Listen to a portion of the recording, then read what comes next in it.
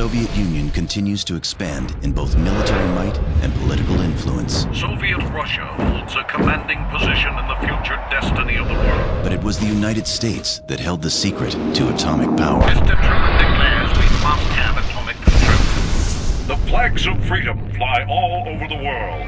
This superiority would be short-lived, however, as Stalin was already at work on a plan of his own. While searching for uranium on a tiny island off the southeast coast of the Soviet Union, Russian engineers discovered E99, a powerful and unprecedented source of energy. Seeing an opportunity for further world domination, Stalin authorizes unlimited development funds to explore the capacities of the substance. Project Director Viktor Borisov establishes an island research station, Katorga 12. For his groundbreaking research, he receives the Order of Lenin. When Nikita Khrushchev succeeds Stalin, he accelerates the program, pressuring Borisov to begin field experiments. However, not only is E99 capable of delivering unimagined power, it is also incredibly volatile. Yet Borisov is pressured to begin tests. The disaster has no known survivors. Moscow buries the installation, effectively wiping it from the map. 2010. A U.S. spy satellite flying over the area is blinded by a radiation surge. Fearing another Chernobyl, and suspicious of Moscow's secrecy, the reconnaissance mission over Katorga 12 is ordered by the Pentagon.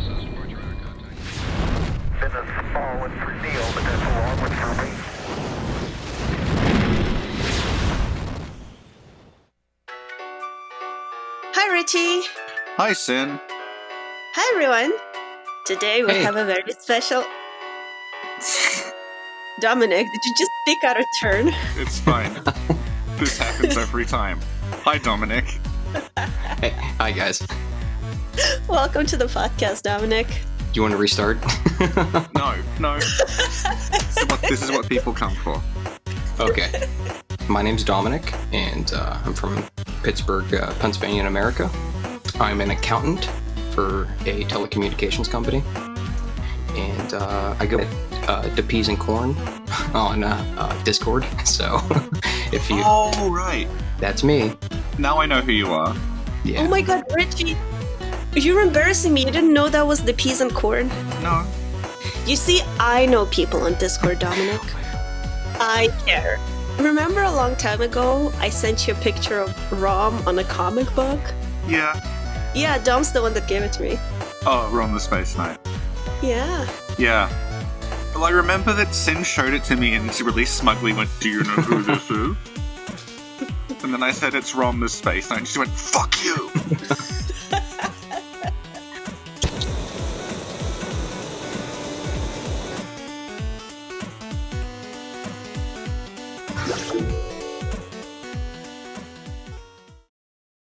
And today, we're gonna talk about Singularity. Yay! Yay! I guess first let me ask you, Dom, can you tell us about, how you encountered Singularity and the first time you played it? Yeah, so the first time I played Singularity was right after I played BioShock, so it was kind of an easy game comparatively. I must have been I don't know, tween when I first picked it up. It was the first M-rated game I got myself. So yeah, it's yeah, I know. I'm sorry. No. That's it's an important I guess milestone in your life. First time you do that. Yeah, as far as games go, I mean, this one was pretty influential because I mean, the story's great. The combat, I mean, it's all right, but I mean, the story is just fantastic. Mm-hmm. And I guess it was a little bit easier because I mean, as we all know, it's basically BioShock in Russia. Yes. Yeah. So, yeah, I mean, it's that was my first time with it. That's cool. The first time I played it was when I was looking for games like BioShock. And I'm pretty sure it was recommended online or something. Yeah. Oh. And then I randomly saw it on sale on a shelf and I was like, oh, okay, this is cool. I found it. Yeah. It didn't seem like a game I heard about, before, like looking stuff up. It wasn't, I guess, popular or anything like that. Yeah. That was my experience with it, because I had never ever heard of this game before. And then I looked it up, and a lot of the material I found about it was about it having this sort of troubled development where Yeah. it was at one point cancelled, and then they sort of gave them a reprieve to just finish it. And then when it came out, it got almost no press. I think that's an understatement, That actually. kind of explained why I had no idea what this thing was. Like, no one cared about this game. Yeah. Yeah, which is too bad because it's a really good game. As far as, face value games go, yeah, absolutely. I mean, it's nothing to... I mean, it's not like Bloodborne or Dark Souls, but... Yeah, it's better. I'll let you say. I don't want to get crucified by the fan base by a minute. No, because I love little games like that. It's just like, it's so, it's not too long. It's not too short. It has a story. It's very just like simple. It's to the point, and it's a lot of fun. And I really loved it. Well, how long did it take you to beat it? Me? I don't remember the first time I played it. Not long. Like, I took my time, and, it wasn't like Skyrim or Fallout. Yeah. But it was neat. I really enjoyed it too. Oh, wait. Richie, Yes. what was your experience playing Singularity? My experience playing Singularity was you sent me a video that was like all the plot crucial cutscenes from Singularity stuck together. I watched that and I thought, this is kind of stupid. And then I watched an actual playthrough of it and thought, oh, okay, I get it now. Because like that video left out a lot of the interesting stuff in Singularity. Watching it was watching the world change in subtle ways. Oh, As that's you- right. Yeah. Right. Yeah, because the game is it's about going backwards and forwards in time. And watching, like, you go through an area, Yeah. you would do something, go back, and the area is altered, but Yeah. in a way that's not massively obvious. It's just little things like signs will change, and like something that was burned down is now no longer burned down, or like the circumstances of someone's death will have altered. And that's obviously, if you're just compressing the plot into an hour, you don't get that. So yeah. Yeah, I actually thought about that when I sent you those videos, but then it was like, 1 a.m., and I was just like, I gotta go to sleep, and then I forgot. But no, you're absolutely right, yeah. Yeah. Oh, looks like the tables have turned, because I played it multiple times, Richie. What's your opinion on Singularity? What? I don't know. Oh, Richie, we've been recording about this 2 years. You must have an opinion. Yeah, except we haven't been recording about this for 2 years. This is a reference to the podcast where you bullied me. It was about the wet nurse, and Mimi was there. Yeah. Except we haven't been talking about Singularity for 2 years. Oh, you have no opinions, Richie? Oh my god, you must have an opinion. Thank you. I feel vindicated. Well, my opinion is, when I was first watching it, I thought, I bet there's no one Russian on this development team, and I was right. Yep. Because it is about as stereotypical as you can get. Yeah. Honestly, though, I loved it because I feel like if it was like, I guess realistic, it would have been too typical. Like, I was on stream, right? And there's a sign. Yeah. And I'm like, why does it say, English D? Like, it was not making sense in my head. Like, I was trying to read it, and the chat was like, no, Sin, think about it. It's supposed to say read. You see, that's the backwards R. That's Yeah. like, so I thought it was like kind of like cute, where it was just like random things thrown here and there, trying and to imitate Russian.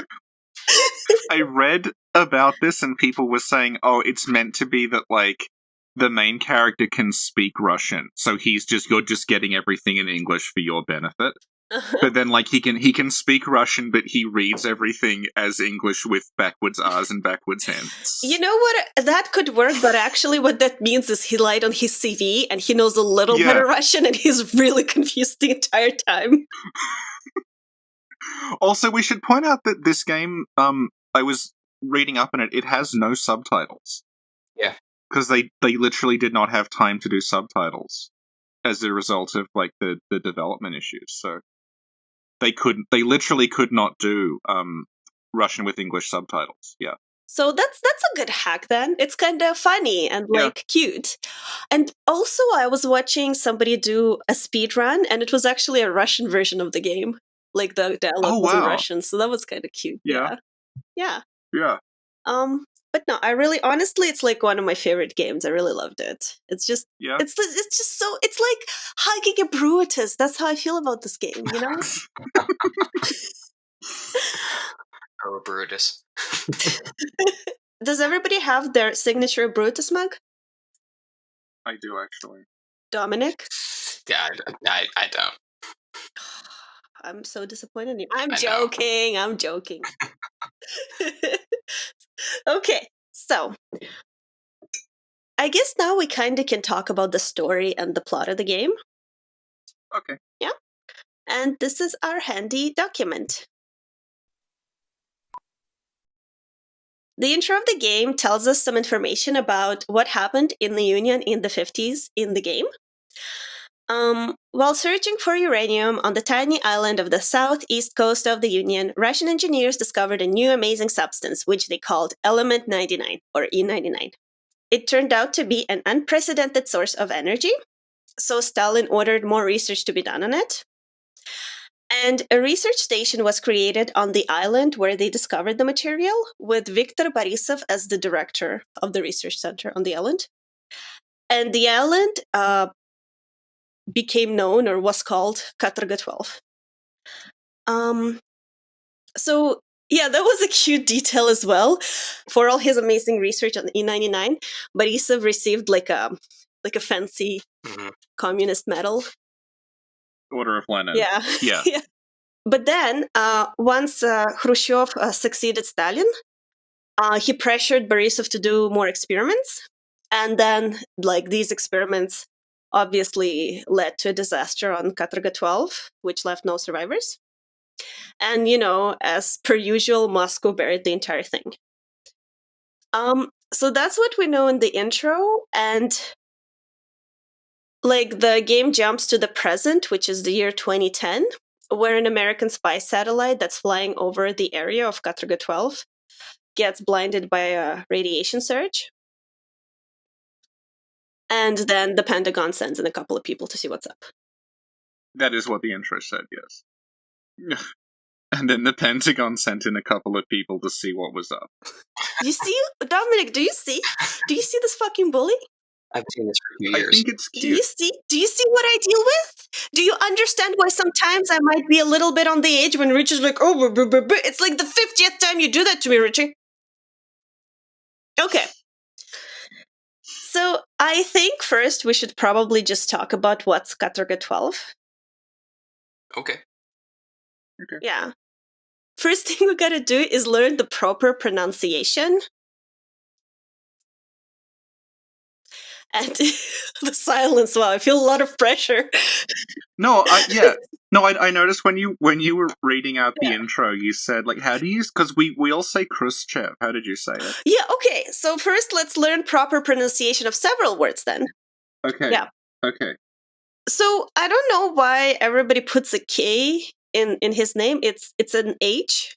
Oh. It's just like it's Khrushchev. Khrushchev. Yeah. Yeah, so Khrushchev is literally H-R-U-S-H-E-V. So it's like Khrushchev. I don't know why there needs to be a K in there. You get also you added like a whole lot of like the sh sound here on Wikipedia. It's written as S-H-C-H. That's an intense sh. Like an SH would have been fine. We need to chop off a few letters. Like, who do I contact about that? I think it's a bit late now. Like this. This is for reference Khrushchev. Like, this is it. It's very simple. There is no need for a K or an extra CH. Khrushchev.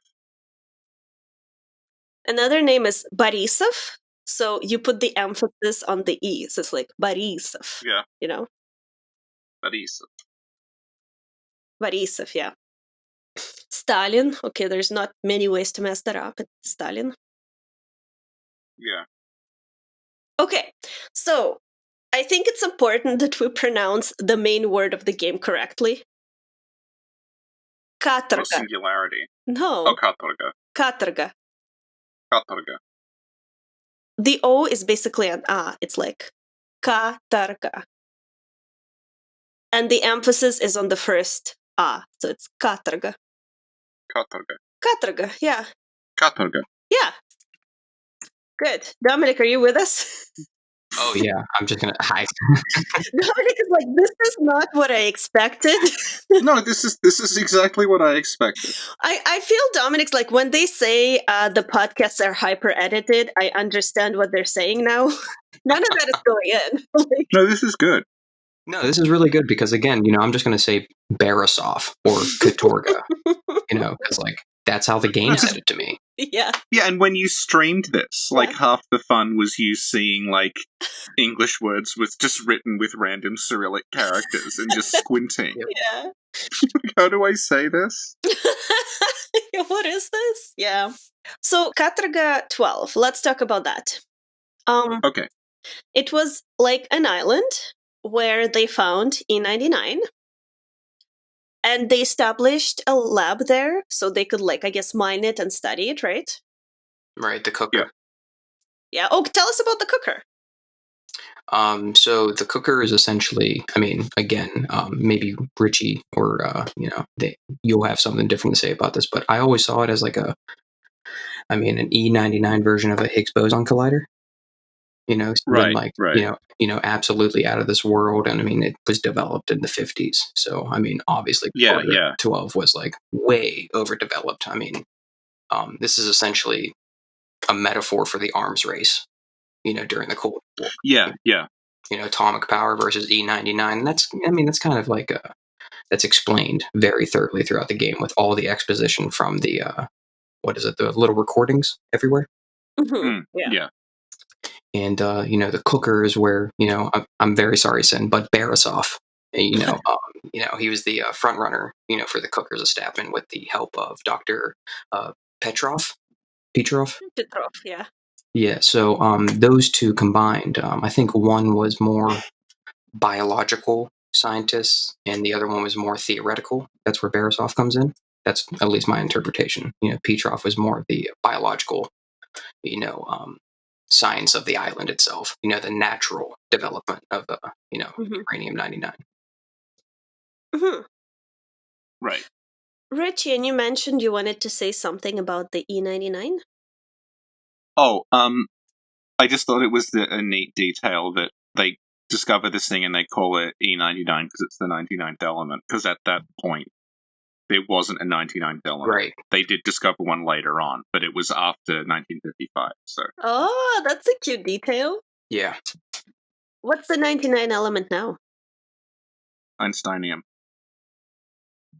Oh. I'm not surprised you know that. So it's ES99. Sure. Wait, so which Mandela effect is that? Well, this game is a series of Mandela effects, honestly.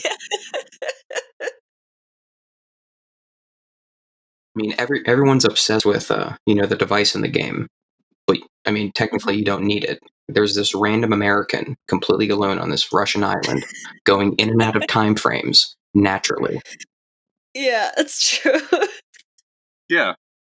Another thing that I thought was actually kind of interesting is that, do you know what the word katarga means in Russian? Richie, in the document, could you read the Wikipedia definition of the word katarga? Katorga was a system of penal labor in the Russian Empire, footnote 1, and Soviet Union, see Katorga labor in Soviet Union. Prisoners were sent to remote penal colonies in vast uninhabited areas of Siberia and the Russian Far East, where voluntary settlers and workers were never available in sufficient numbers. The prisoners had to perform forced labor under harsh conditions. Yeah, so I thought it was a little weird that this island that's supposed to be the pride of the Union, right? Where you find this awesome material and you're gonna show America who's boss. Let's call it katarga. I don't know. Yeah, this is the whole, I really got the impression after about 5 minutes that literally nobody Russian worked on this. Especially, I guess we'll talk about it later on, but a lot of the way it's presented is it's presented as though it's 50s American kind of propaganda, but they just find America replace Union. So it looks a lot And like I was going to mention this when they brought up the cooker, but like it's very, very aesthetically similar to Fallout in a lot of ways. Yeah. Yes. When did Fallout 3 come out? 2008. Because the aesthetic of Fallout's been pretty consistent from the beginning, so I was thinking like maybe they got this from 1 and 2. But yeah, 3 is definitely. And even like the glove thing is it looks a lot like the Pip-Boy in 3. Yeah. Yeah. Like, that's what I felt also when I was playing the game, like, take America, replace with the Union. Yeah, because like when I first, because like I said, I didn't know anything about this, and when you sent me the video, I thought I didn't realize this was from 2010. I thought, oh, this is because I've never heard of this. This must be a recent thing, and it looks like it's from 2010 because it's like a smaller team working with like a lesser budget and like maybe an older engine. But no, this was actually like this is just 2010 standards. Yeah. Let's talk about who developed and published this game quickly. It was Raven. Yeah, which might surprise people. It was Raven is who developed it, and the publisher was Activision. Yep. Yeah. Yeah, the Activision, not like Activision with a backward R. And this is the bane of their existence. Yeah. Raven had worked on Call of Duty, and they'd also worked on the modern Wolfenstein games at this point. So yeah, you can see it the whole way through. Yeah, the gun designs, the mechanics, the slide function, the multiple tools. You can see them progressing as a company. Yeah. So I guess it's like you get Fallout, and then you replace America with Union, but then you also get Wolfenstein and replace Germany with Union, and that's sort of what this game was. Yeah. Yeah. Actually, yeah. Yeah. And yeah, so we were talking about Katorga and what it means in Russian versus how it was portrayed in the game. Because yeah, in the game it was portrayed something that's like good, that's like pride, people live there, there's a school there, Yeah. But I found a lore reason for this. I figured it out. Go on. So, let's say the Americans are watching you, right? And there's a new thing. Right. There's this new island that appears on the map that everybody goes to. And then the Americans are like, oh my God, is this like a cool new thing the Union is doing? And then they call you up. They call you up. Yeah. They're like, hey, what's that island? Khrushchev's like, oh, it's just another Katorga. Don't worry about it. And they're like, oh, okay. I see no reason he would lie to us. Yeah. Yeah, so maybe it's like a cover, No, everything's fine. Look the other way. Everything's fine. Yeah, yes. So maybe this game's like extra deep. We just need to analyze it. If only that were true. If only that were true. Okay, cool. Thank you. So now I guess we can talk about the actual like story of the game, maybe summary. The game starts with two guys in a helicopter. Mm-hmm. Yeah. Dominic, could you tell me about like who they are and why they're there? Yeah, so like we explained at the beginning of this, so there's an American spy satellite that picked up a radiation spike, essentially. And they realized, hey, there's this island, and there's a ton of radiation. And obviously this is post-Chernobyl, as the prologue, indicated. So, I mean, I guess that's why they were there. I think it's a little bit more in depth than that, because for some reason they want to evac those two guys out. The survivors, Nathaniel Ranko, which is our character, and James Devlin, which is the partner. And I think that was actually one of those points in development where I think they meant more than what they got, because I think there was something more to it than just a radiation spike, because they wanted to evacuate them as soon as possible. And if they were there to destroy something, they wouldn't care about those people dying, to be quite honest with you. Right. Yeah, yeah. Because in the beginning, yeah, there's the helicopter, the two guys talking, being like, oh, why are we even here? Well, what's the point, right? They don't seem to be concerned. Well, I think it's like a usual run for them, in each timeline. They keep saying, just another day. They're going through the rigmarole, and they go to the island, and they're expecting nothing to happen, and then all of a sudden, boom, giant time shift, crashes the plane. Mm-hmm. So when their plane crashes the first time, what causes it? I think it's a time shift, like a breach. Okay, yeah. And it's the E99 in my opinion, going. I don't know. I don't know the specific term, but when it goes like I don't know, superpowered, it causes like time shifts in the island randomly because it's seen throughout the entire game. And Mhm. Yeah, I mean E99 just kind of does like whatever. yeah, is I got that. I required got there. that too.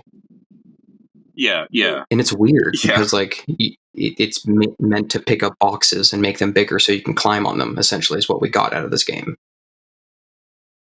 You know what? I feel like you guys are just jealous because the Union has this awesome weapon, and you're like, oh, it seems to do whatever. Well, it's meant to do whatever. No, I'm impressed at the fact it does whatever. Okay, Exactly. I mean, we'll talk about it later, I guess. There's like an E99 information film that's basically just... Yeah, which is weird for a secret facility to tell them exactly what the most powerful weapon in the world can do. Yeah, In English, no yeah, in less. English, yeah. Okay, well, what if only, like, Russian-speaking people of the highest rank spoke English, so only they understood the films? It's aimed at, like, children. Maybe it's the choir. Could be the choir. Those guys were shifty. I think a better explanation is that they played Fallout. And really, Yeah. really liked Bioshock. And really, really liked it. Yeah. Yeah. Okay, thank you. Mhm.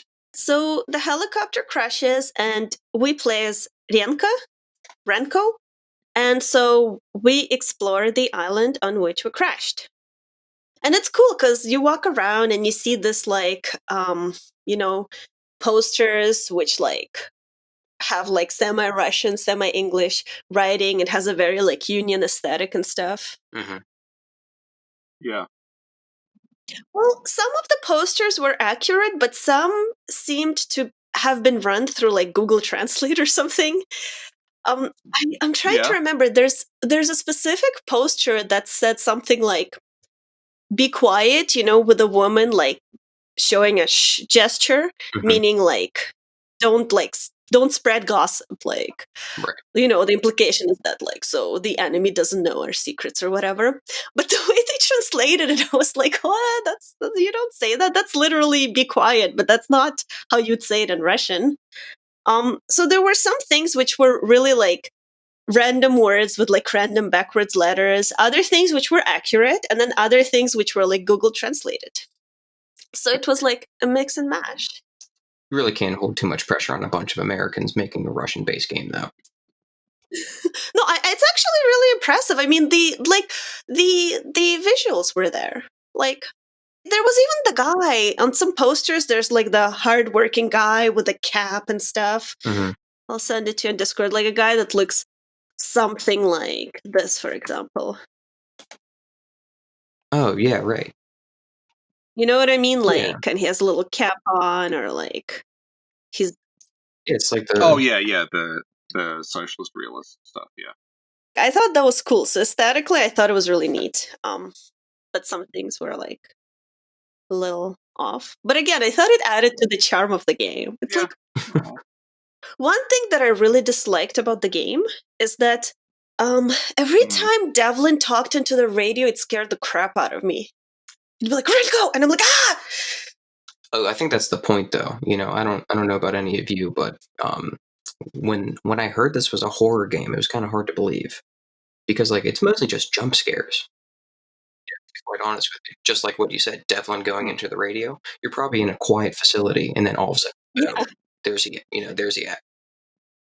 But I think there was a horror aspect that was like subtle, but it was like, oh, Jesus. Like because of the E99 radiation, whatever, you start seeing like spirits from the past sometimes, kind of like in Bioshock. Yeah, chronolite. Yeah. There's like one scene when the teacher's like, "Oh, children, get under your desks. Something's happening." And you see just they're like, spirits or whatever. And then when everything disappears, you just see like dead children under desks. And you're like, oh.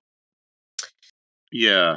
Or there's another one again. You just see spirits of like 3 people, and one of them, like, one guy shoots his 2 friends because he doesn't want them to get eaten by the monsters, but then he's missing 1 bullet to shoot himself. And it's like, oh, unsettling. Yeah, and I think that was actually supposed to be implied to be the first boss, actually. I don't know if you caught on to that. Oh yeah? No, I didn't. Yeah, so No. replaying the game, and I it's so funny because I remember you guys just recording with someone and they were just like, we have detailed notes, and Richie just like laughs. But I got like pages on pages of notes for this game. And actually, so the guy kills his comrades and can't kill himself. Mhm. And the only thing that appears to be kind of still living, because it looks like they have augmentations, that first like time, quote unquote, time jumping, blue mutants. I call them mutants. Mhm. Yeah. Um, Yeah.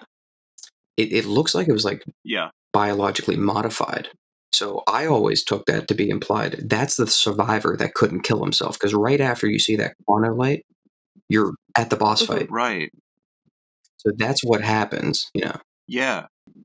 Oh, that's cool. Mhm. I didn't think of that. Yeah, but it's actually more important to tell where we're at when we fight the first boss.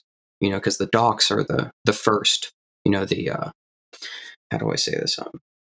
It's like the front of Katorga 12. They want it to seem like this lush island, right, full of opportunities for the Russian people. But your description of Katorga, like a Hmm. slave camp, Yeah. this is the most proper name I could think of this, because it is. If you read the notations throughout the whole game, the letters got redacted to the populace when they Yeah. got them. They were given growth supplements, Hmm. to Yeah. counteract the E99, like school children. That one note in the cafeteria, Mhm. Yeah. right? And they were, they're essentially slaves for Baratov and Demichev. Okay, but you see, I disagree with that because for you, it's like, oh, this is so bad. Things are redacted and people are like oppressed, and oh, we don't know what's happening. But that's just like another day in the Union. Okay, thank you. Um, so let me just see, where were we? Okay. Oh, in terms of the game, so in the beginning, like when Renka explores the island and he goes into like this building, right? Yeah. You go in this building, and then as you enter, you see like this huge statue of Stalin, right? Yeah. There's this table that represents the island, and there are buttons you can click that tell you like what each section of the island represents. Yeah.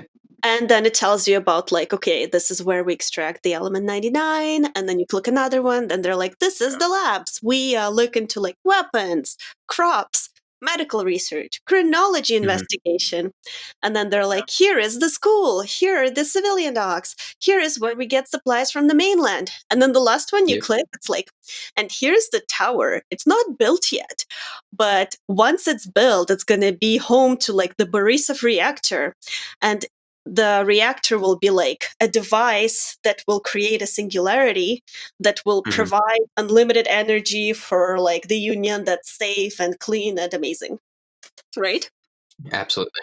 Yeah. Yeah. And the building's abandoned, so obviously it didn't work, right?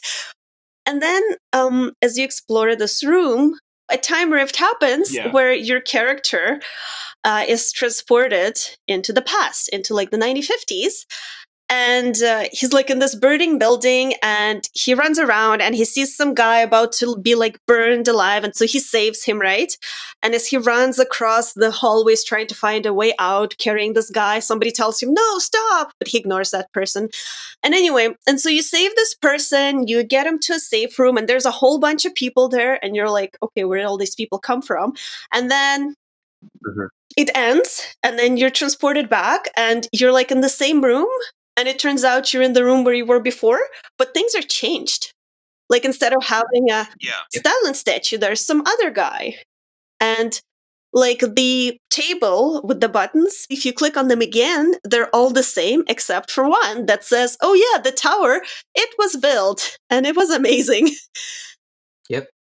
Yeah, and instead of being called like the Borisov reactor, it's like, oh, it's the Dmitriev reactor. And you're like, what? Yeah.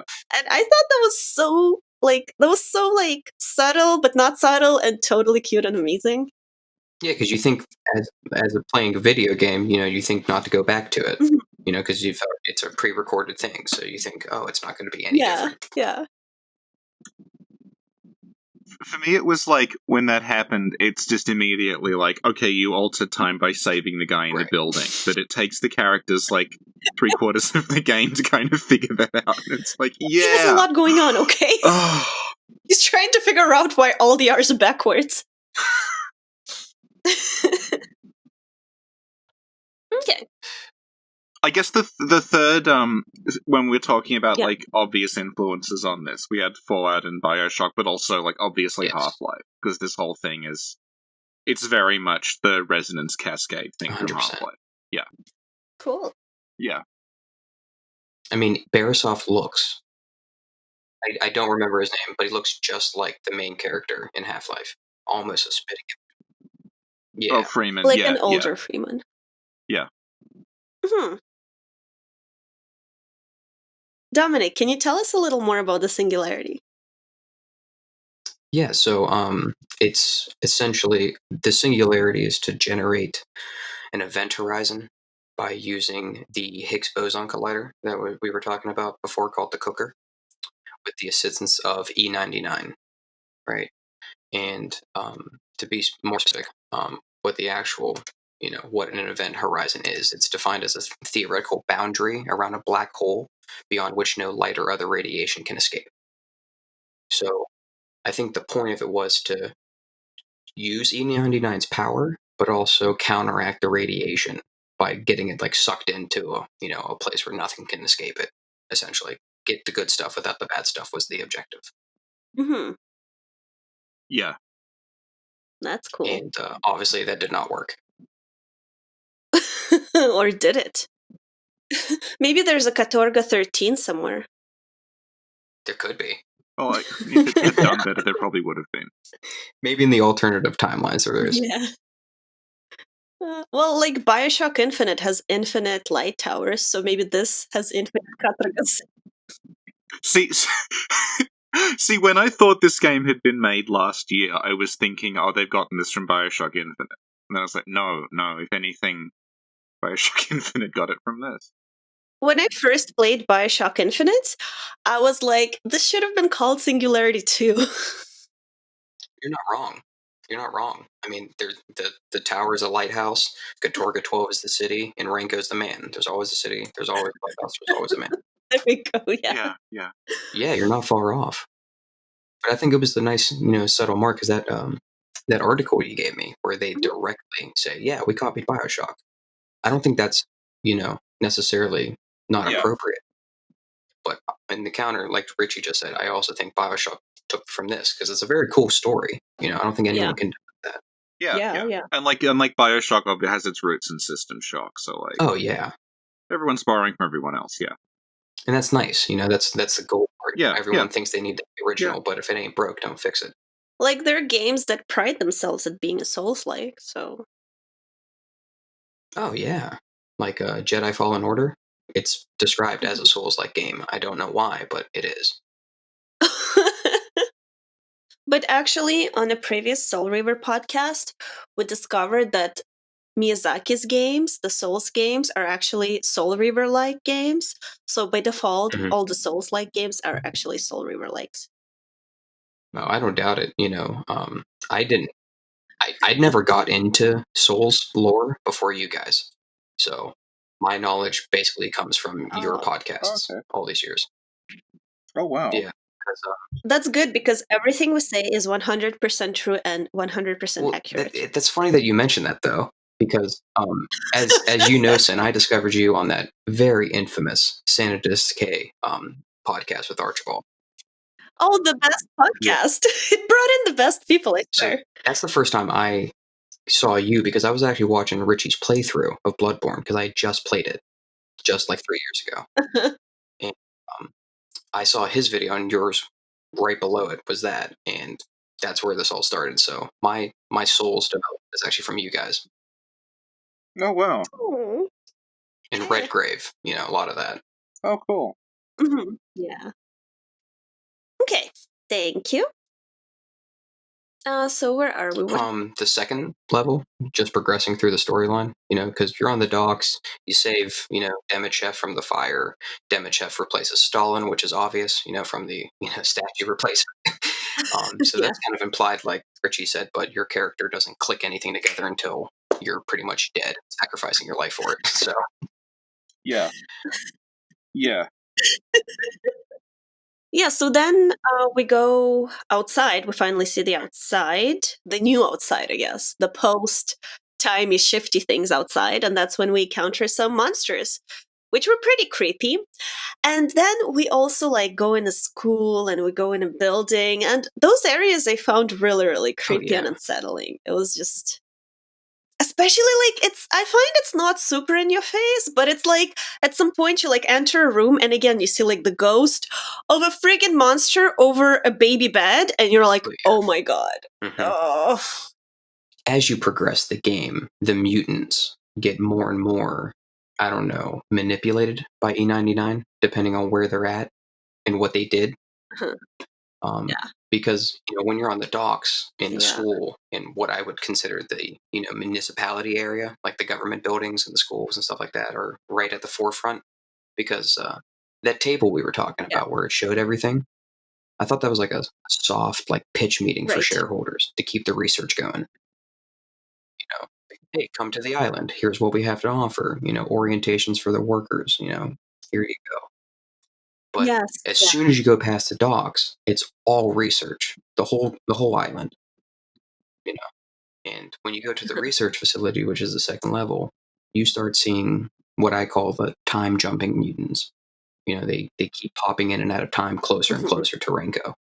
Yeah. And I think that was because of the more radiation exposure they got because they were directly involved with E99. Mhm. That reminds me, another thing that I thought was interesting were the notes you'd find across the game.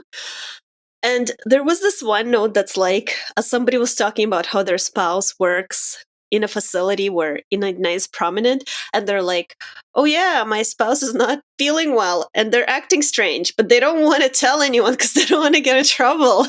It's like, They probably don't want to get kicked off the island. This is probably a good opportunity for all these people. yeah. Okay.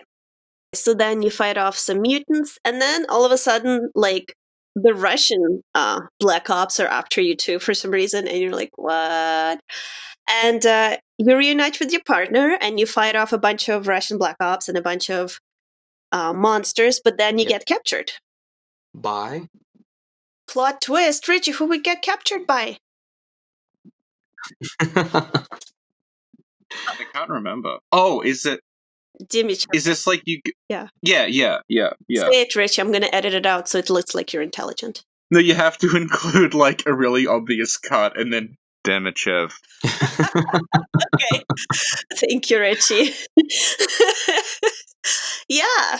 Demichev is all high fashion. He's wearing his cloak with some fur from Dark Souls 2. Mm-hmm. Yeah, looking like Jon Snow. Yeah. John Demichev. He's like, oh my god, I recognize you. You haven't changed a day, and it's been 50 years. Yeah. And Renko's like, what? I still don't get it. Yeah, who are you? Yes. Basically, Demichev is like, where's the TMD? And then you're like, what's the TMD? And then your partner's like, we have rights. And then Demichev shoots your partner in the face. And then somebody else is shooting Demichev. And then that someone else turned out to be like an agent named Catherine, and she's helping you escape. And it's really intense. And I actually liked it here because it's like, your hands are tied, right? And you're escaping, and she's like, okay, go here, go left, go right, go down. And she's like guiding you. Mm-hmm. And like, if you go the wrong way, you die. So I thought that was cute. Yeah.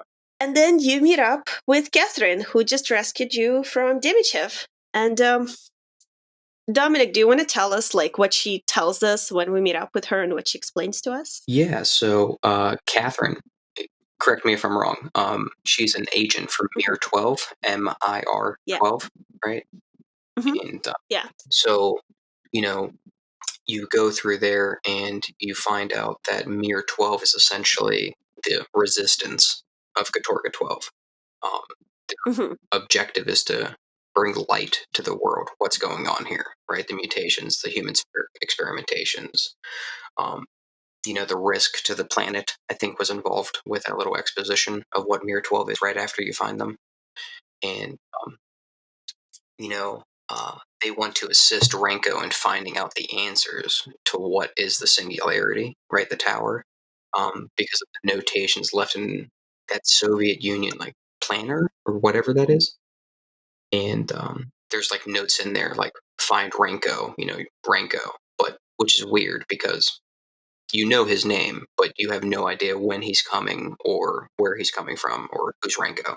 To know that. At this time, though, you find out later why they know so much about Renko. Yeah, and I thought it was kind of cute because it's like, she's like, listen, we need you. And you're like, okay. And she's like, yeah, there's this journal from 50 years ago that tells us we really need to talk to you in 2010. Yeah, exactly. You're like, okay, you base your entire existence on a journal from 50 years ago? That's cool. That's cool. Yeah, I always took it as like a common alliance. He doesn't have his soldiers with him. These people are willing to help him get off the island. And I think that's the only reason why he's participating in it, because as we find out, Renko's a pretty cool individual.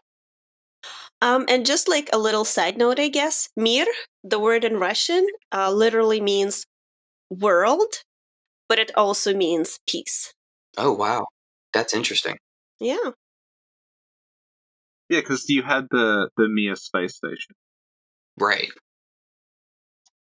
Yeah, when I googled Mir, that's like the only thing that came up. Yeah. And in Singularity, Mir stands for Moscow Initiative Research. MIR. Well, what would it stand for if that was in Russian?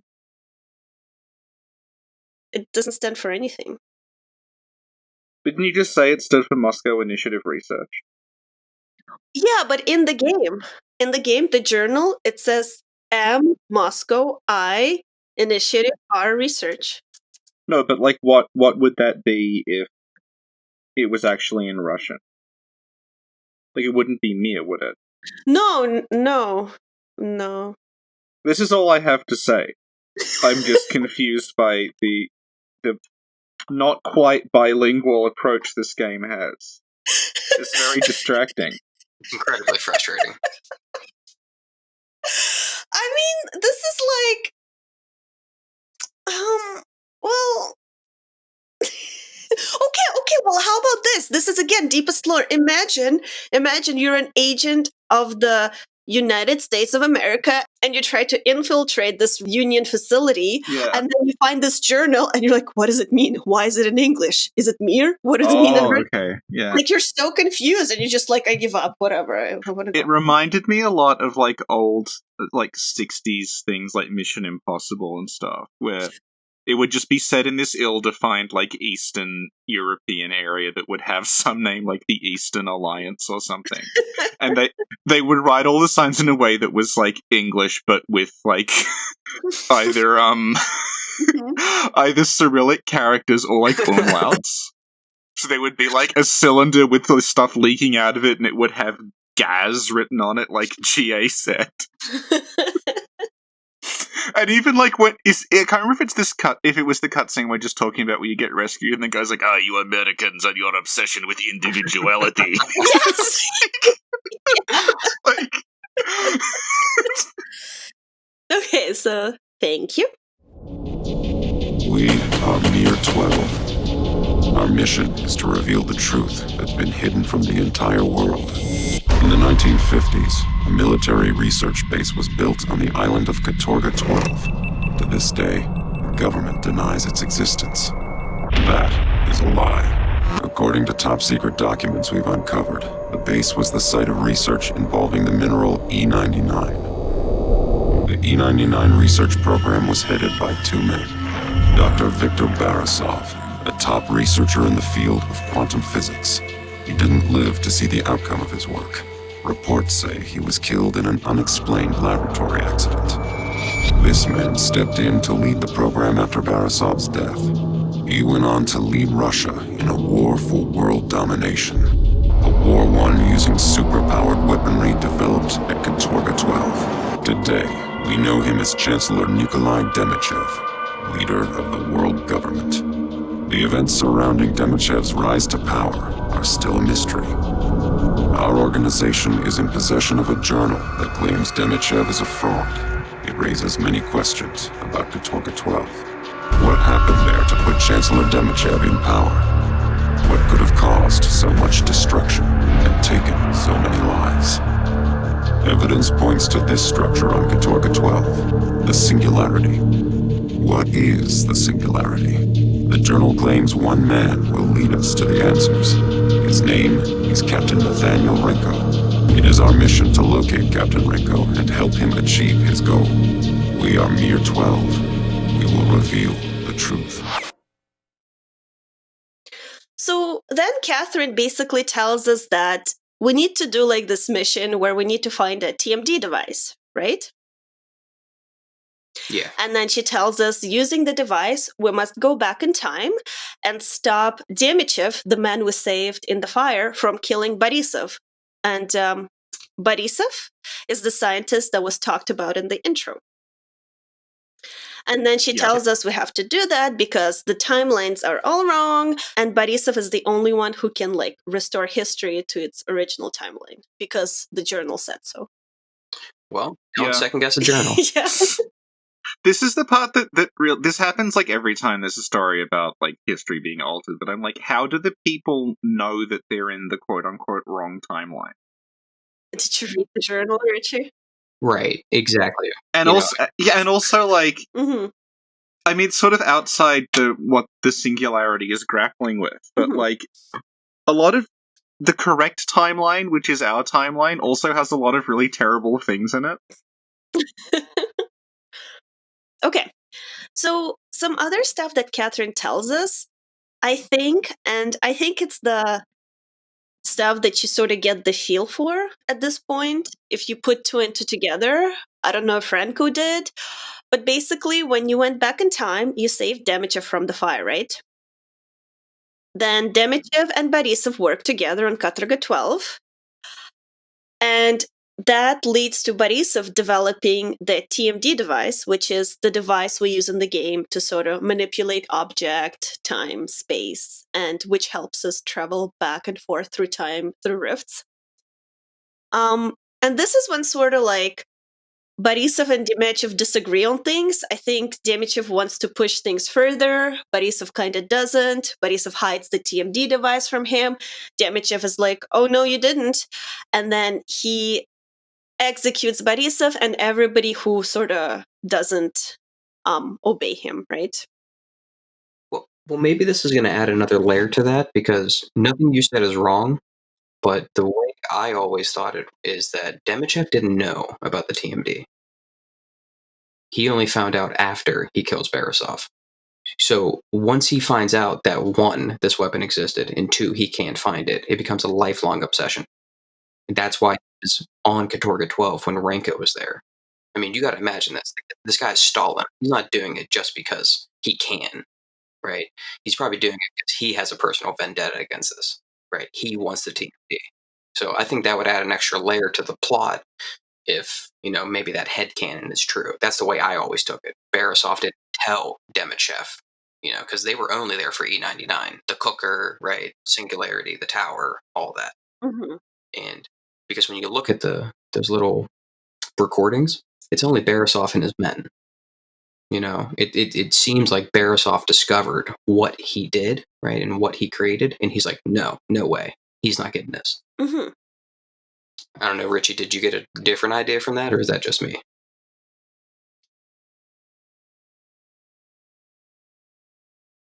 Richie. Sorry, I was muted. Sorry. I feel like they probably had a more complex story in mind initially, and they sort of had to squish it down a bit. So we lead. There's a lot of like, you have to make certain assumptions, but the assumptions are like, they're internally consistent. It's not like you have to come up with a huge leap. So I think that's probably what they were going for. Yeah. Cool. Thank you. Okay, so then we find the TMD device, right? Right. When you're going into the cave, right, where the TMD is hidden, right, essentially Mhm. Verisoft's like hidden headquarters. That's why I'm saying like the TMD wasn't known to Demichev because Mhm. his laboratory was underground, hard to get. You know what I mean? I can't say hard to get to. Probably wasn't hard to get to in 1955, but it seems that when you go down there from the experimentation, you see the enhanced fauna of Katorga 12 and the E99 influence on it, because Mhm. those Yeah. are susceptible to the Yeah, TMD's like reaction. Mhm. Yeah, because E99, like, I guess we touched on it a couple of times, but there's this little E99 information Yeah. film that's like, here's all the things E99 can do, and it's like, this just does everything. This is like, it produces superhumans, but also it travels in time, and also it creates like Fallout Half-Life style mutants. Like, it just does everything. It's the flex tape of all Yeah, basic. I Yeah, was about yeah. to say it's RuPaul's Drag Race. That's one way of looking at it. Yeah. Because, on RuPaul's Yeah. Drag Race, you have to sing, you have to perform, you have to make your own outfits, you have to act, you have to dance. It's just insane. Like, I don't know how the queens do it. If I had to do it, I'd be like, rocking back and forth in the corner crying, like, oh, this is too much pressure. Okay, there's two timelines. Okay. There's our timeline, but it doesn't have RuPaul's Drag Race. And then there's the bad timeline from the Singularity, where the East Coast is destroyed, but they do have RuPaul's Drag Race. Which one do you choose? I'm sorry, I gotta go with RuPaul's Drag Race timeline. Hey, we're both dead then. The world deserves RuPaul's Drag Race, okay? I understand. I mean, have you seen the lip sync between Alicia Edwards and Tatiana? No, I haven't. We will watch it later and you'll understand what I mean. Is it still going, or are you just watching repeats? Well, I watch repeats and I watch the new ones when they come out. Okay, if we'll watch the new season together then. Wait, I'm sorry. Okay, What's going on? Oh, you're still here. Hi, Dominic. Sorry. Yeah, you just witnessed the birth of the new series. Oh. I think. Another Notes of Bloodborne. Yes. Okay. So, Richie, focus. I am focused. Are you talking back to me? I'm confirming that you gave me the order to remain focused. Ooh, Okay. good one. Thank you. Thank you. Okay. So, what's happening now? We find the TMD. Right. We are leaving the facility and we are using the TMD's powers to repair what I can only assume to be a self-explanatory, hey, use that device you just picked up to repair the columns that just randomly crashed. Yeah. Yeah. As you play the game, you get the feeling like, I guess they wanted to do more than this because the puzzles are very like, put this box here and make it bigger so it opens a gate for you. I guess we didn't really. We should talk about what the TMD actually does, yeah, like sorry. in game, because it's the notion behind the TMD is it rewinds and fast forwards time, Yes. which sounds like, oh, this is really interesting. In the way it articulates is that like there's broken things, and if you use the TMD on it, it fixes them. Yeah. And there's like fixed things, and if you use the TMD on them, they break. Yeah. And sometimes it makes a box big. Yeah. One thing I found interesting is that Yeah. chronolight, right, chrono ping, was supposed to be more than what it is, because here's the thing. You just, said something that contradicted its own development as for the games, right? So not you contradicting, but the game, because Barasoff explaining that the TMD is that you're going into space-time and getting that object out of that set space-time and bringing it into yours. However, right, like you just said, when we got the game, it's just reversing and going forward time. I'm almost certain at one point this was like an open world game where you just got to explore the island, right? Yeah, and you saw like I don't know, those like blue translucent, right, images of like a box, and you created it. You brought it into your space timeline, right? But we found out they had like what 10 months to finish this project.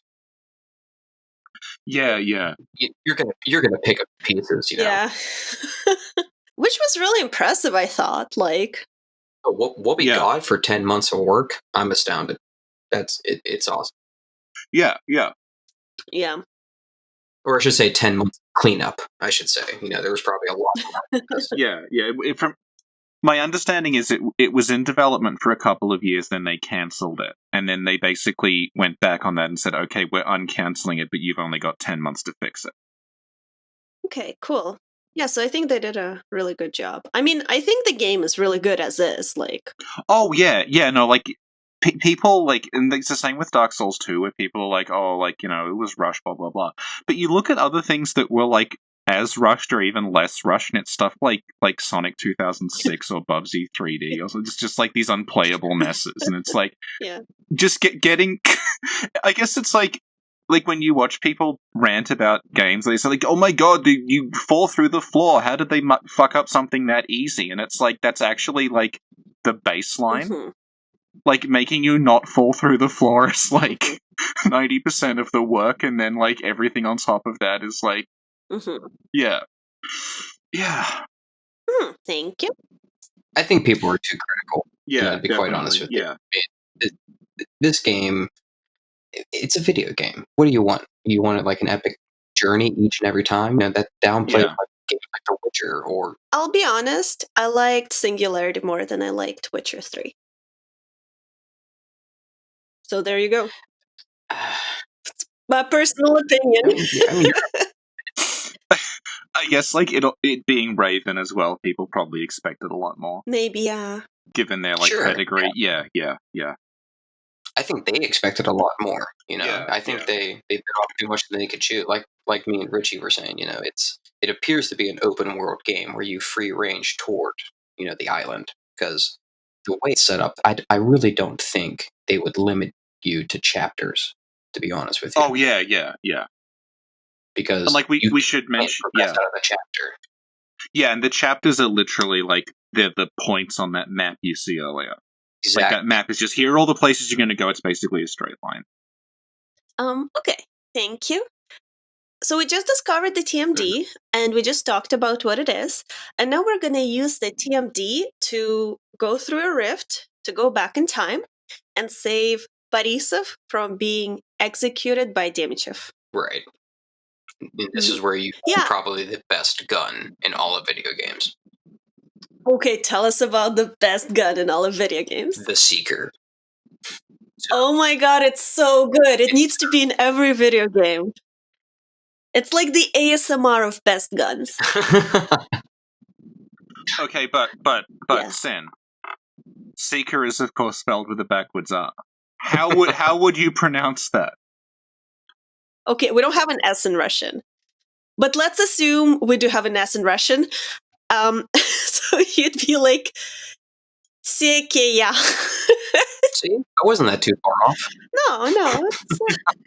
It's the canonical name of Seeker. So, Dominic, tell us how it works. So, like you guys were saying, obviously they took inspiration from a lot of games, Fallout being the most obvious when it comes to guns like the Seeker, right? So, that's basically that slow motion effect that you're allowed to do with, what is it, like skill points? I haven't played Fallout in a long time. Like, what's the quote unquote ammo to use it? That's right. So you're using E99 in the same way you're doing that, but instead of determining where you're going to hit the person, you just control the entire bullet the whole way through, and it's a one-shot kill no matter what you hit. So, and it's amazing because it flies pretty far, and you can control it and just like make it come back, and it's but really the sad cool. part is you get it right away. You know, it's not like, you know, the big fucking gun from Doom, right? Where you like build up to the overpowered rifle. They just give it to you. Here it is. That's the good thing, because you get to use it in the game and you get to enjoy it. Because sometimes in the game they give you something cool, but at the end, and you're like, why? I'm not going to play this again. Why are you giving it to me just now? That's like getting like the best plasmid in Bioshock on the first level. You know, it just becomes overpowered. Yeah, I would love that. Oh, It's like makes no way. everything so much better.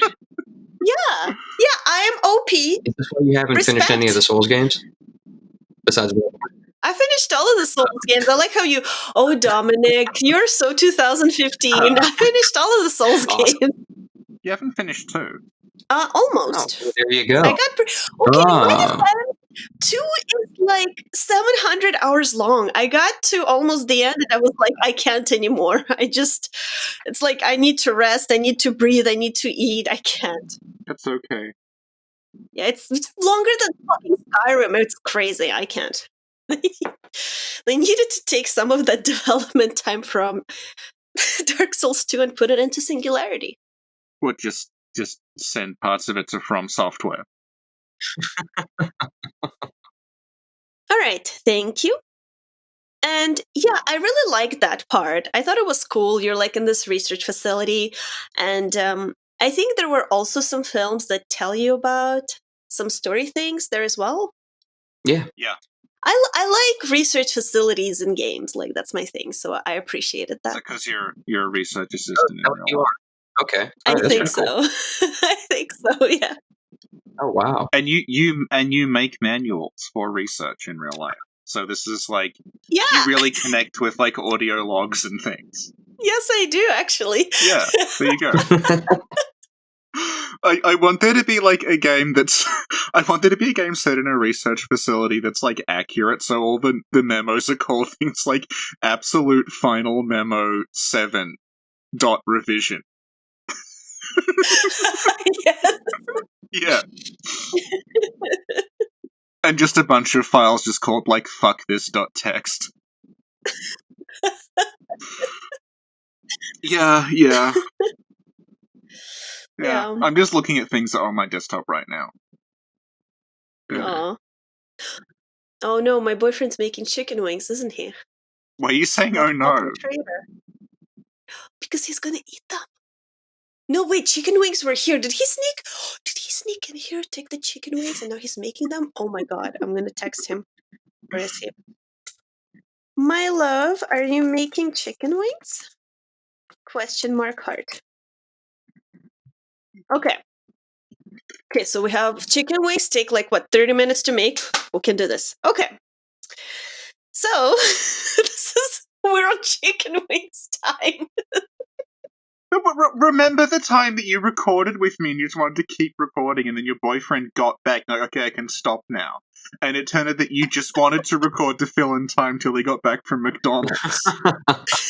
And then you just recorded yourself chewing. Okay, focus everyone. Right. Okay. Alright, now it's serious. We got chicken wings. Okay, so we explore this facility, we kill a bunch of people, but it's okay because actually what's happening in the facility is Demichev is overthrowing Borisov, and so Demichev is like killing all of Borisov's people. And then we burst into an office, and what we see is Demichev pointing the gun at Borisov, and he's about to shoot him, but we shoot Demichev first, and he falls out the window.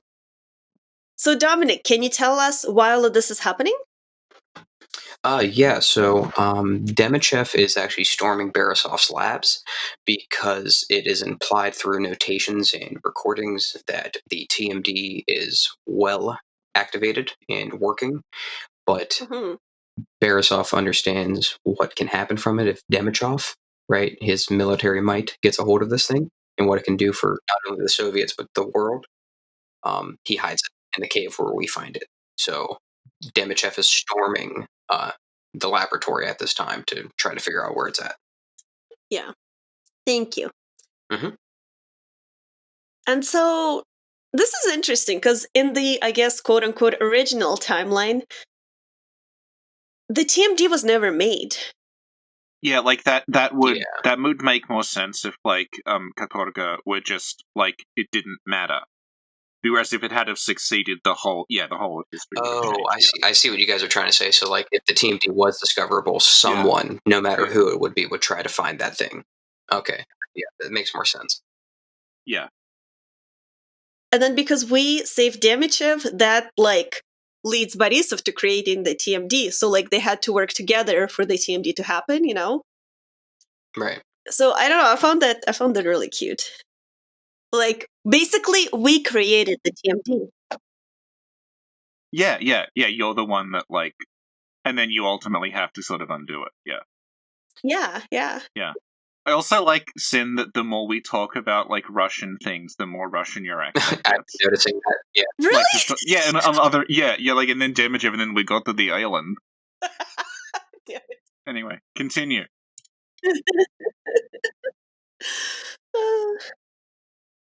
Okay, cool. So where are we at now? So we're just past the research facility, and we are heading towards the rail lines, right? So we Mhm. fought at this point the giant, what I call like the time jumping mutants, right? Those blue Right. guys, right? Yeah. Mhm. We just fought the boss, and he has. I mean, honestly, now that we're talking about this point in the game, Mhm. it looks like Lambit, right? Or Lambit, right, from Gears of War, right? That type of. I don't think anymore. I've never played. Oh, you Gears never. of Oh, War. so in Gears of War, there's essentially, I think it's implied in 2, right? That there's a fauna esque, I don't know, radiation, right? That mutates the people that are exposed to it and causes like pockets of like glowing pus for you as the player character to shoot towards for critical hits, right? Um, because Right, the yeah. giant monster, I haven't played it, but I'm like kind of you know, aware like that of yellow what it's texture. like I'm sure you've like. seen trailers. Yeah, and like there's like locust things. Exactly, like Locust developed Lambent as essentially a ways of destroying the human population, which in this instance would be America for the Russians, right? So, um, so at this point in time, we are leaving the research, facility, and we're, um, you know, we get to Borisov right through the time rift, and we are going to a door, right? So after you pick up the seeker and you go through the labs, right? You go through that part. You have to intervene on Demichev pointing a gun at Borisov, and then you just shoot Borisov or Demichev. I'm sorry. Thank you. Did you guys ever run out of ammo playing this game? No. Right. No.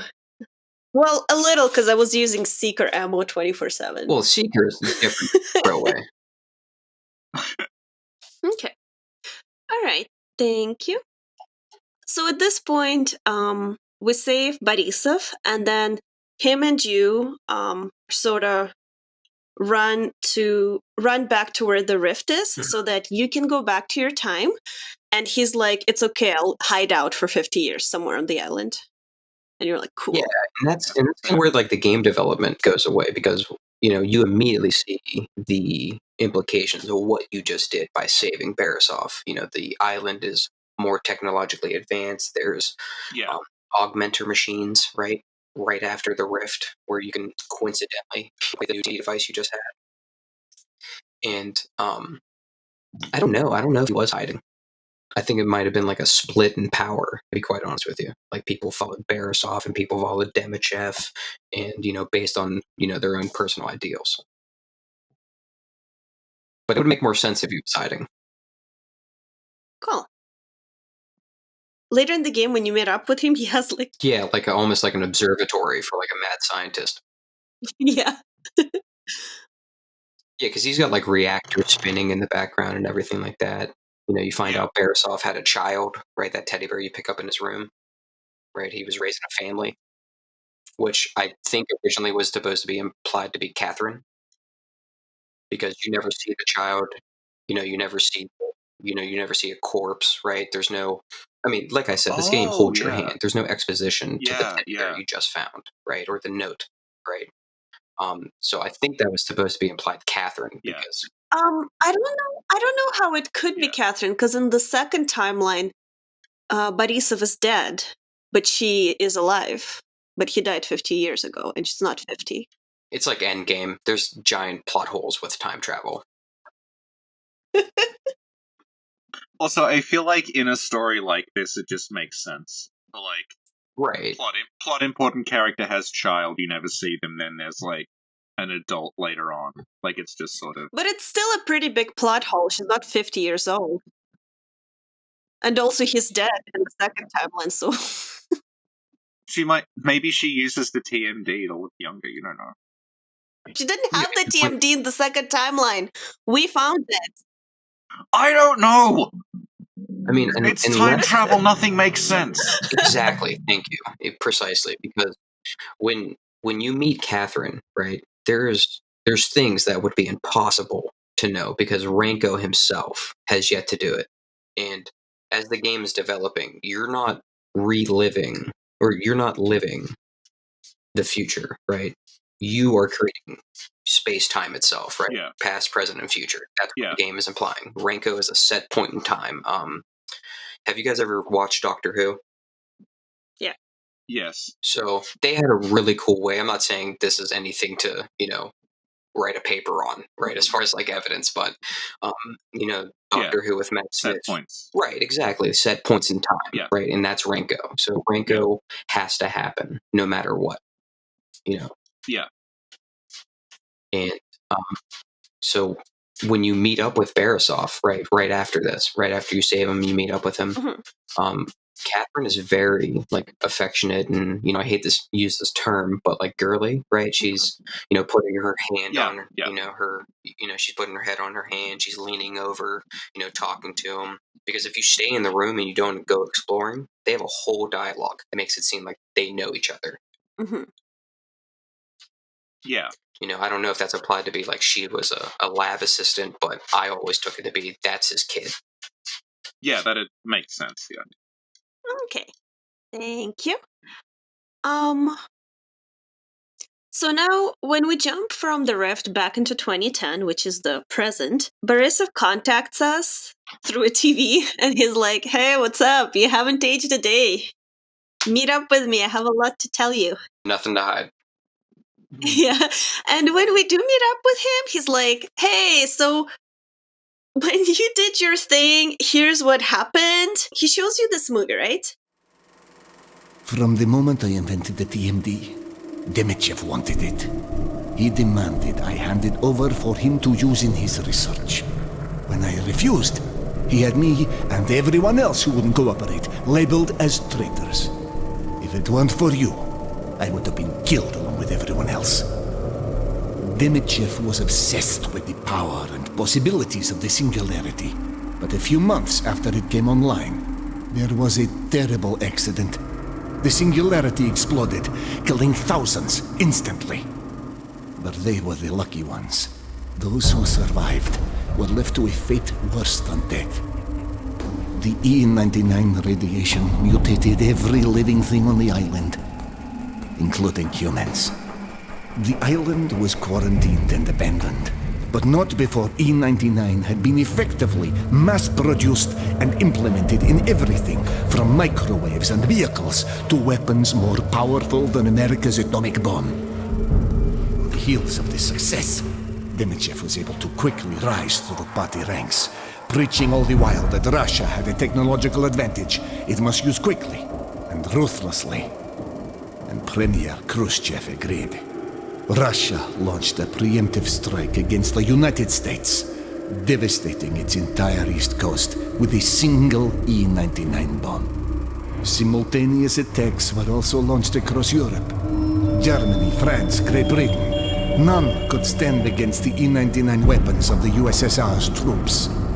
Within 6 months, the entire world was under Khrushchev's control. But not for long.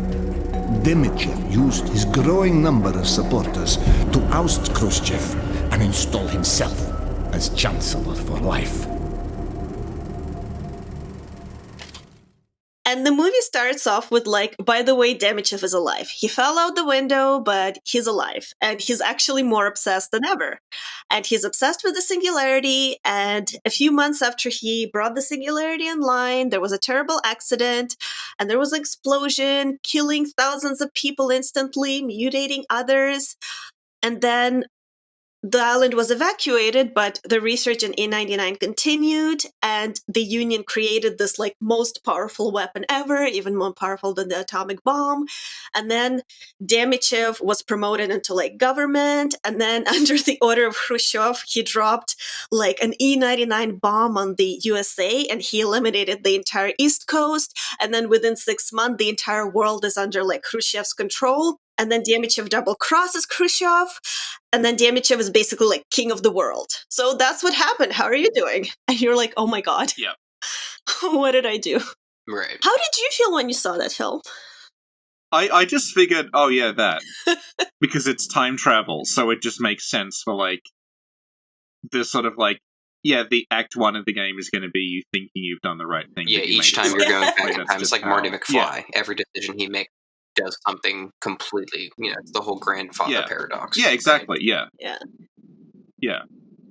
And then Borisov tells you that, listen, this looks bad, but we can correct everything if we go back in time again Again, and destroy the singularity. And at this point, you're like, I don't know, man. It just seems like we're messing everything up more and more. And he's like, no. It's all good. Don't worry. I'm a scientist. And you're like, okay.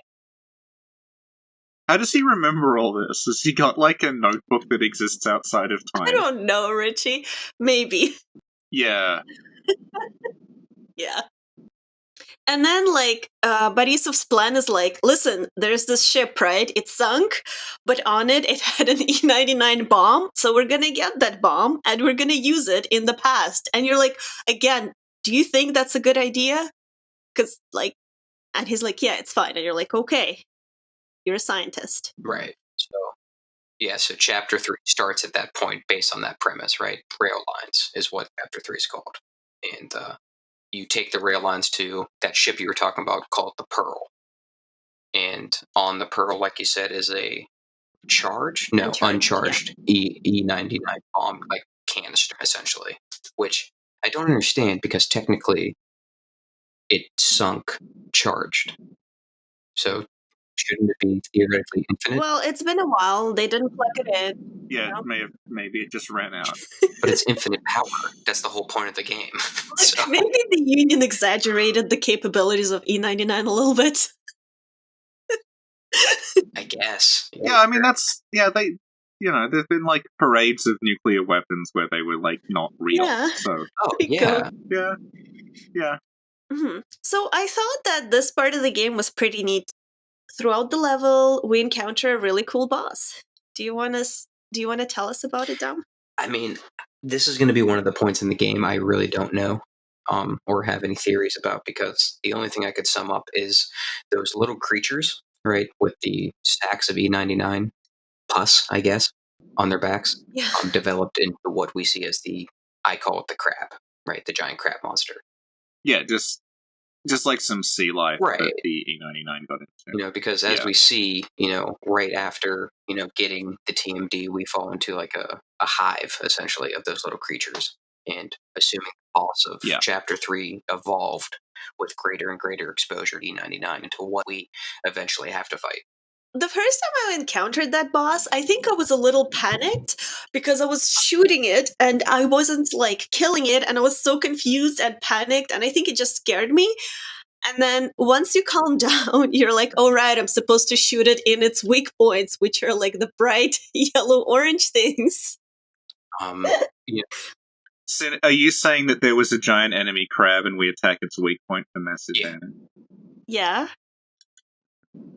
Why? What are you thinking? Oh, that's like an old meme that clearly Oh. you haven't heard of, so this is meaningless. Some people listening to this probably thought that was quite funny, but now that I've had to explain it, Went over my head. it's not funny anymore. Thank you, Richie. That was very funny. Actually, let's do a fake laughter, Dom.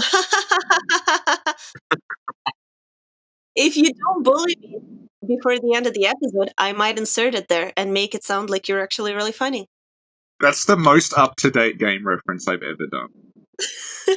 Thank you, Richie. Okay. And also, I can't remember if it's during this level that we meet the creatures that I think can't see you, but they can hear you. Yes. That was also really creepy because it's like they're right next to you and you're passing by them like really slowly and they don't see you, but if they hear you, they're gonna kill you. It reminded me of the from The Last of Us, the clickers, the tickers, the clickers. Yeah. Yeah, those I also find very terrifying. So I thought that was very effective. They tapped into all my worst fears. I mean, the first time I encountered that crap monster, I could have sworn it was going to be one of those press button events, like God of War boss fight. Yeah. Right. I was playing this with a close friend of mine at the time. As 15-year-olds do. We were playing this. We're like, oh, it's going to be a quick time event, guaranteed. Yeah. We're going to fight this monster. You press A, you hit his weak point, and then that's going to be it. Because everything up to this point, I mean, you have a TMD that you could launch like a stop time, right?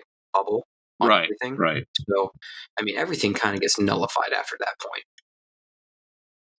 Mm-hmm. Which isn't a bad thing if you know the mechanics. Obviously, it's going to be nullified. But if you're new to the game, so you're probably just shooting your gun at this point and not utilizing the TMD as you should. I don't know. Did you guys use the TMD a lot when you were playing the game? Yeah, I used it a bunch actually. My favorite thing was turning the bad human enemies into monsters and then they attack their friends, and it was really cool. That didn't bother you? Richie, what did you say? It's like my favorite thing was turning people into monsters so their friends would kill them. This is like when you're like, oh, sometimes I just sit around, chill out, watch Game of Thrones death compilations. Like, I'm a little worried. Real dark. Real dark.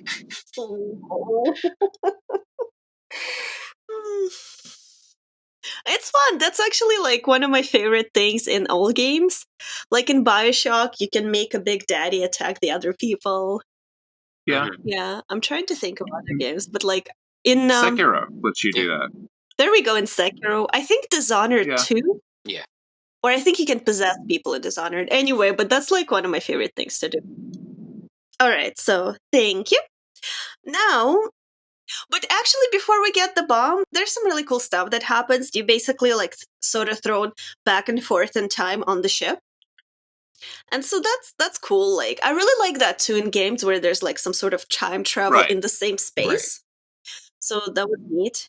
And the ship also looked pretty cool because I think at some point it sunk, so you have to unsunk it and then transform it so it's not like completely, I guess, rusted and stuff, right?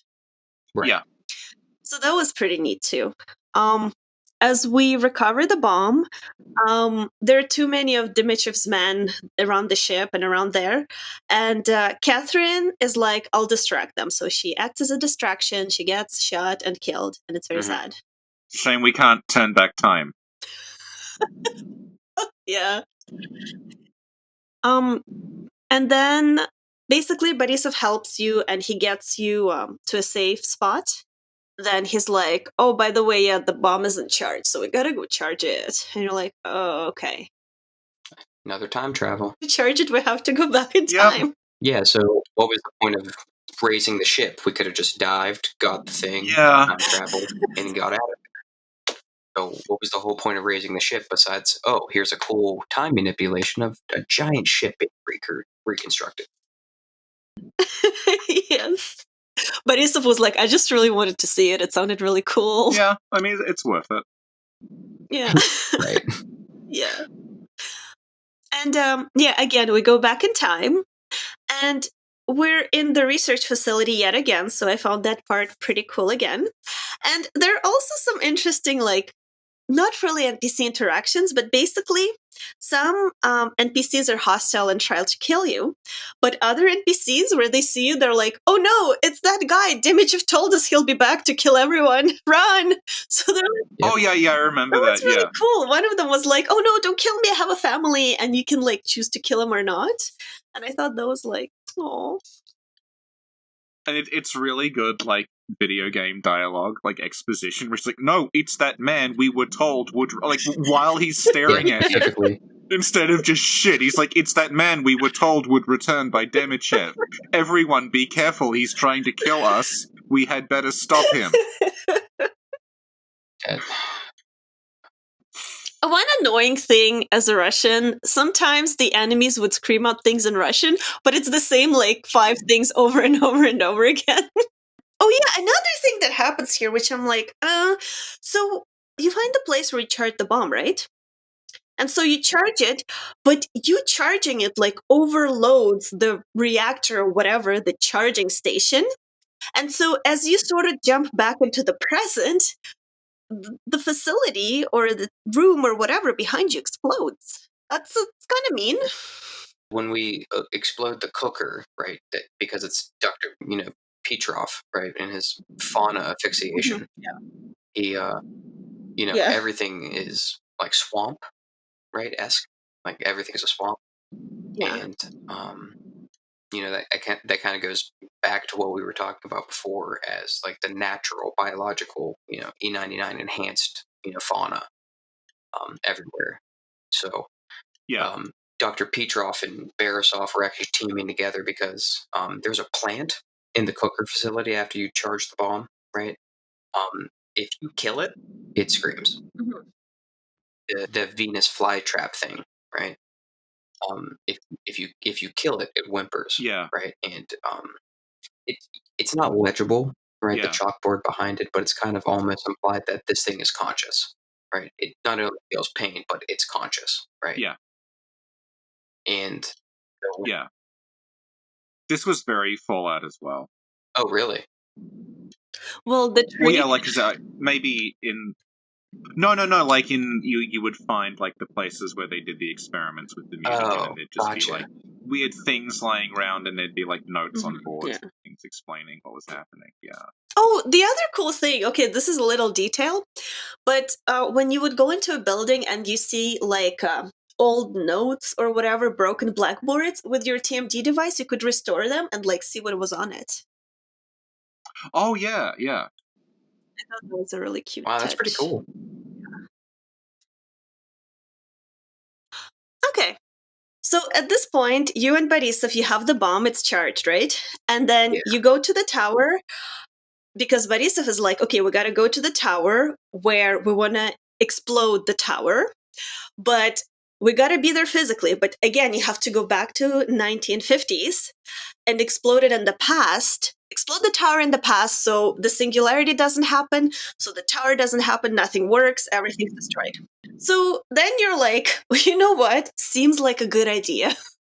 Definitely gonna work this time. So you take the bomb, you go back in time, you put the bomb where it needs to be exploded.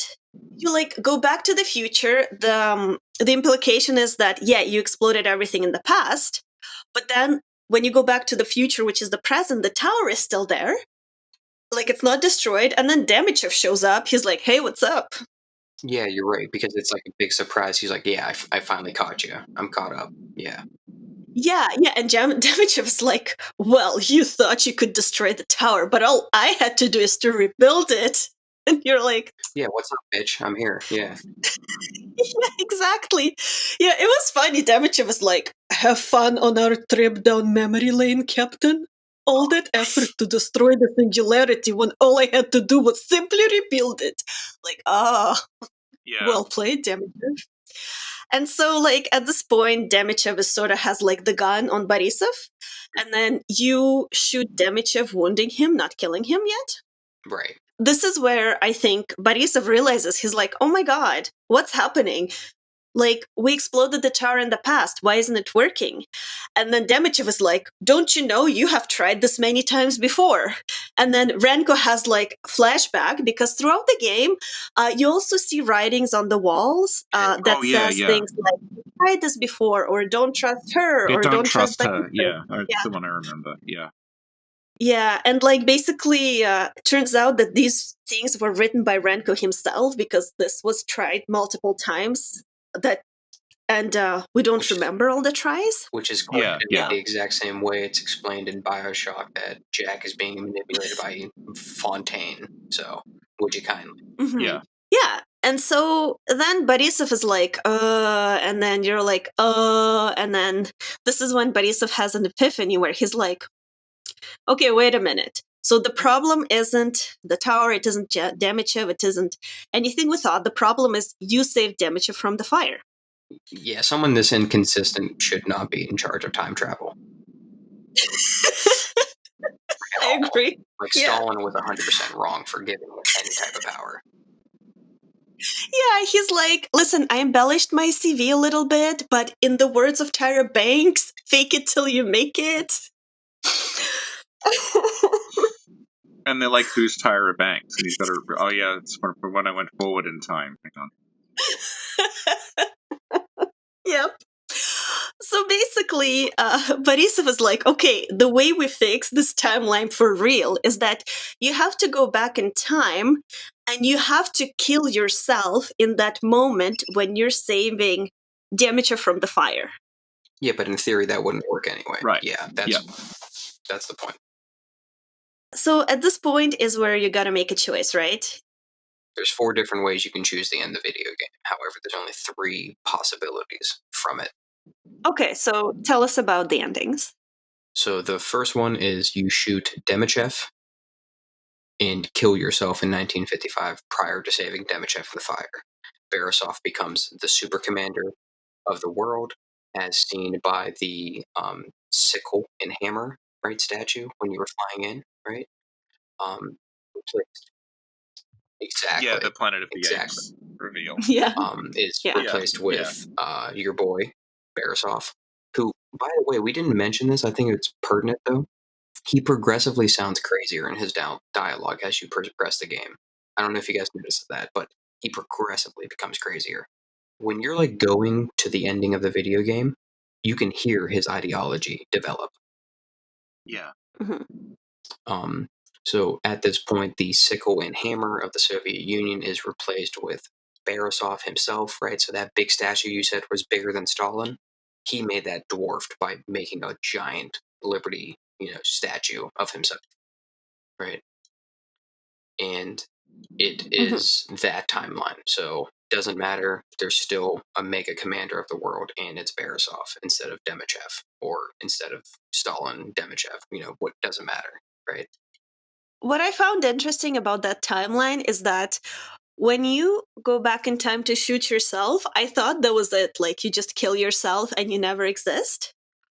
But after you shoot yourself, you wake up on the helicopter again, right? Yeah. And that's when you see like the statue of Borisov, but also your partner's like, oh, what a nice day, comrade. Yeah, I was waiting for that.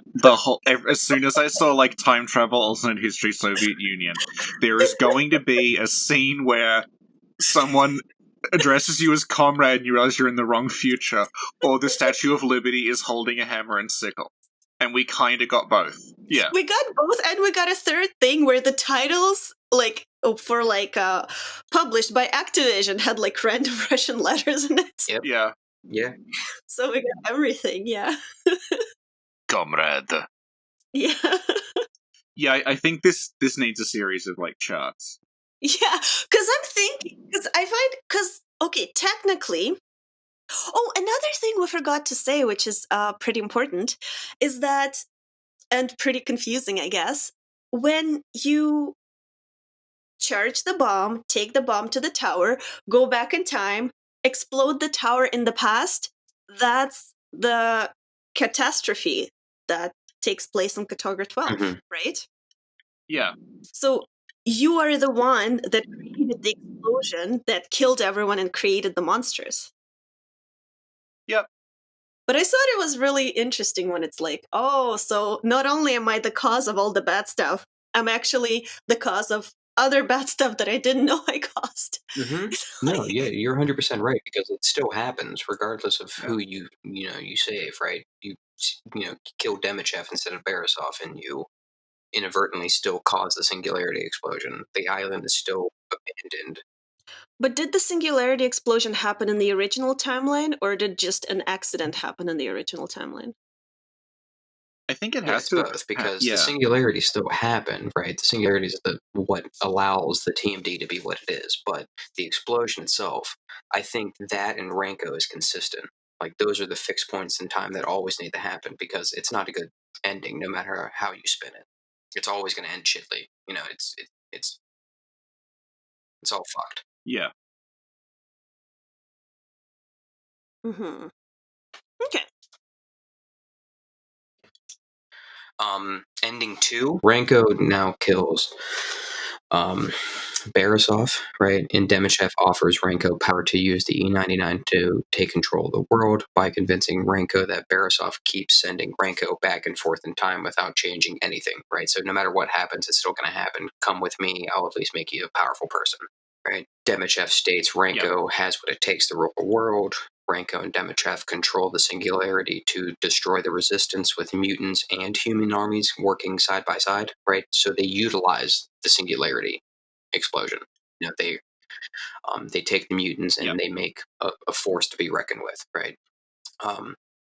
Ranko and Demichev, with Ranko as the military leader, right, enslave the human population, right? So those propaganda posters you were bringing up, there's like a snapshot of like internment camps, essentially, right? Right. Yeah.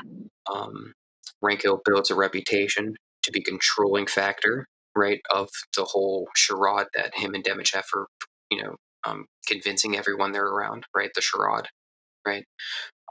Now they start to have factions. So people start recognizing that Ranko is in control because he has the TMD and Singularity within his control, right? Demichev is the military might. Ranko is, you know, the heavy, you know. So Demichev and Ranko become the world's superpowers. So America and Russia are still a thing. It's just Ranko with the Singularity symbol as his right nation versus, you know, the sickle and hammer, right? And you know, the world's superpowers. You know, the populace believes Ranko is stronger than Demichev in what was formerly the USA, right? So that's where Ranko resides, and it grows to be the new resistance to the power of the Soviet Union, right? So there's direct conflict with each other. They said something that I thought was kind of cute. They were like, when like Ranko and Demichev were rising to power, they said that Ranko even trained some of the island creatures in combat. Yeah, I thought that was a nifty thing. It's how do you like? Did they have like special training classes for the creatures with like charts? Like, okay, don't eat friendly humans, eat enemy humans. Well, the CIA tried training dolphins, so like. What? CIA was like training dolphins and stuff. Really? So. Oh. And goats. Yeah. Yeah. Okay. No, but like I always thought he like, you know, used the TMD, made them human. Hey, you're attacking these people, and then made them a monster, and that's all they knew. Like, boom, do what I say. Yeah. That's the only way I could think of them. I don't know, coercing, you know, the monsters to work with them. Or they gave them treats. Good. Yeah, here's a snack. Possible. Like, if you train like your puppy, you gotta be like, okay, sit, and you give him a treat, you know? So this is like, kill. Okay, here's a treat. Yeah, sure. Here's $8.99 for you. Okay. There is ending 3. So there's 4 ways of, you know, ending the game, but there's only 3 endings, right? So ending 3 is Ranko kills both Demichev and Barisov. Ranko kind of goes into the shadows at this point in time. You know, assumingly he, you know, just he doesn't want anything to do with what happened, right? So knowledge of E99 and Katorga 12 are hidden from the world. The TMD is missing. Ranko becomes a legend. The USSR is dissolved. Mir 12 becomes a superpower because of the knowledge of Catherine, right? Which he, you know, left behind. Because I guess it would be more appropriate now that that directly ties into this. After each ending, we find out that, surprise, Catherine's not dead. Coincidentally, her travels with Ranko are what actually transcribed the Mir 12 document at the beginning of the game. It was Catherine. That's why it was so detailed, right? So that was actually a really cool piece. Yeah, you know, I thought it was going to be time travel. It's like, oh, someone wrote it. We'll never find out who. And it was really cool to find out it was Catherine. You know, I thought that was pretty awesome. Yeah. Yeah. And I think it's cool how they made it too, because she did get shot, but then, because there were like random surges of like time travel thingy happening on the ship, Mhm. so she got transported into the past, and she's still like shot. She's still, bleeding, Yeah. and like with her, I guess, Yeah. dying, breaths or whatever. She writes out this whole journal that starts the whole year. She even writes some words in blood, as you can see from cutscenes. Yeah. But yeah, so that's kind of why Mirror 12 becomes the superpower once you eliminate Barisov and Dechev, right? Because one would assume, right, that the USSR would still remain powerful, right? That's not the case. Without Barisov and Demichev, it's what we know now. You know what I mean? Mutually assured destruction. Everyone's just what we know, right? So without the assistance of Demichev and Barisov, it doesn't become World War III, right? However, Yeah, eventually, yeah. Mirror 12, with the knowledge they get from Catherine, becomes the superpower, right? Singularity still Right. happens, explodes, but this time it is pretty much all of Eastern Asia and Western North America continent is exploded. So, what happened to the East Coast, right, with the Demichev alteration, is what happened to Katorga 12, Russia, and most of Alaska. Mhm. And Right. E99 mutants expand the globe instead of fighting alongside Renko. However, in this instance, Renko with the TMD becomes the ruler of the United States, still in this timeline. He is forming a resistance for something he still technically made. You know what I mean? So it doesn't matter. He still gets people to fight for him on the basis that he holds the power because he has the TMD. Mhm. So those are the three endings. But the fourth way you can kill the game is, instead of killing anyone, turn around, press the TMD button, and kill yourself. Mhm. But you still get the Barisov ending, where he becomes Mega Power, his statue replaces the sickle, and you are a comrade. Yeah. The worst possible ending is you become Russian. Well, that was The Singularity with Dominic, aka the Peas and Corn. Dominic, where can people find you? So I don't really have a presence as far as like a video game lore person or like YouTube. But if you're ever curious about like BioShock or Singularity or anything you want to ask me about, you can always message me on Discord. The Peas and Corn _ between each one. That's duh with D. So yeah, you guys will probably see me in there. If you guys got anything, you can message me. I probably won't know what's going on, but it's worth a discussion. So Awesome. Thank you so much for coming, Dominic. Really appreciate it. yeah, thanks for having me. It was a pleasure to meet you guys finally. Yeah. Oh, thank you. Thank you. I'm nervous what this is going to come into. Aw, It's gonna be awesome. it'll be fine.